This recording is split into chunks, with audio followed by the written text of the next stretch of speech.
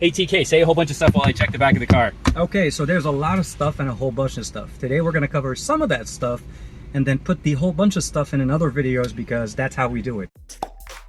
When you're talking about stuff, dude, you really get into stuff. It's a whole bunch of stuff. I really like man. your Not car. all, yeah, thank you. Welcome to Goku. And So everybody, TK and Juan, he's joining me just for a quick. We're gonna spend a couple minutes here. absolutely. We had the privilege, thanks to our buddy Tashaka Armstrong. Thank you very much, actually. He extended the invite to come hang out with some folks from Microsoft. So I'm gonna grab this as a prop so we can hold it up. We're So we got to go a little hands-on on the Microsoft Surface Laptop Go 2. yes. That's a bit of a mouthful. Oh, it's right there. Just keep reading. Yes. Oh, it's on the back of the box.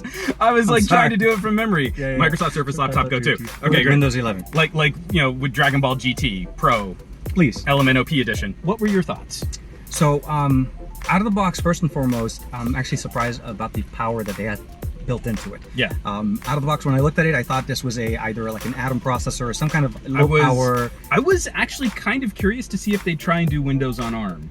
Because we're talking a really low price point. yeah, no, absolutely. And at the best in my mind, I was thinking it was like an i3, right? Yeah. And then he's like, no, we went i5. Core i5 11th gen. 11th gen. Obviously, we've got some 12th gen gear out there now, but I feel like if we're talking, so we should say price point was $599. $599 to start. And 12 point, I think it's a 12-inch display. Touchscreen. Full touch. The mouse pad was really good. Really nice. Yeah, like very nice. serious, And huge. legit. Form factor, lightweight. I think Super lightweight. Super lightweight. But I like that they went with, they're keeping that surface aesthetic of the metal trim on the outside Yeah. with a low weight polycarb bottom shell. It doesn't feel cheap. No. And then also the other kicker that really surprised me was the speaker placement. Yeah, That was like, that was really smart. because it was like serious. Okay, so you're used to seeing two different configurations. Don't worry about this one. We're in a car, people are passing. You're used to seeing speakers either placed on a grille configuration on the right and left of the keyboard, or typically facing downwards And bouncing off the table.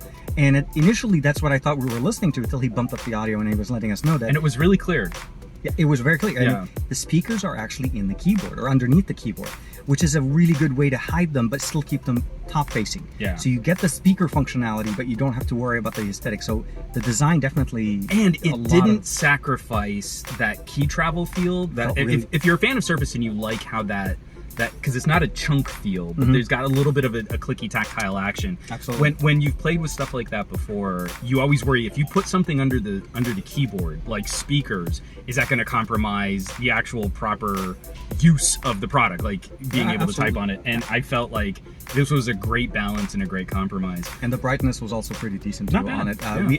It wasn't really very bright inside, but it was definitely enough for us to be able to use it. We'll definitely get a chance to test it out outdoors in the sun, do a little bit more actual road work and using it. Yeah. But from a little bit of time that we had with the team, Yeah, because over here, it was really good. They're driving this RV around the state, Yeah, and we was basically in Anaheim got yesterday. Yeah, they were in Anaheim, and here they're in Los Angeles, and we got like a half hour just to kind of dance around and try some stuff out. Yeah. And in that half hour, I would say this gave off a great first impression. We definitely want to spend a little bit more time. They let us take some units to play with. Which is why we have this as the prop. This is actually mine. TK's. This is mine. So I'm not going to do the unboxing for him here on my own channel. I told him we are not unboxing it in the car. But it's a very interesting conversation. The Shaka just left. Yeah, Shaka's driving by. You might be able to catch his license plate. It's a very interesting conversation in price performance. Yeah. It sounds like it's going to have great battery life. They're estimating around 13 hours of mixed mode use, like video and audio, and doing some document work and replying to emails and web surfing. Yep. And at $599, it's bringing up those great comparisons between some of the nicest of Chromebooks. Yep. And we're well undercutting things like a MacBook Air. Oh, absolutely. This is like, it's like, hey, MacBook Air. No.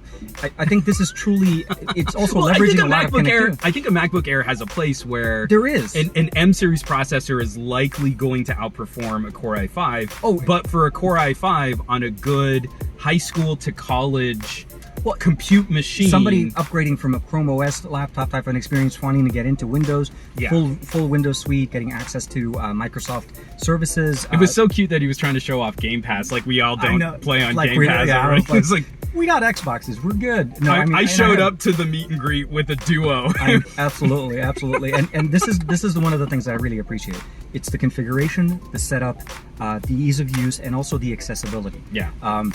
They have accessories up galore between keyboards. Obviously, Microsoft, the controller from the They're Xbox. building an ecosystem. It is I mean, an ecosystem. Surface audio, Surface keyboards, mice. Connecting it to a TV, leveraging But then external display functionalities. Being really forward on other services. Like they had software on there for like low-level video editing that took you right into YouTube. Yeah. So Microsoft is obviously making a play on services. Yeah. This isn't necessarily the most powerful laptop. You can probably find a low-end gaming laptop that'll outperform this at a similar price.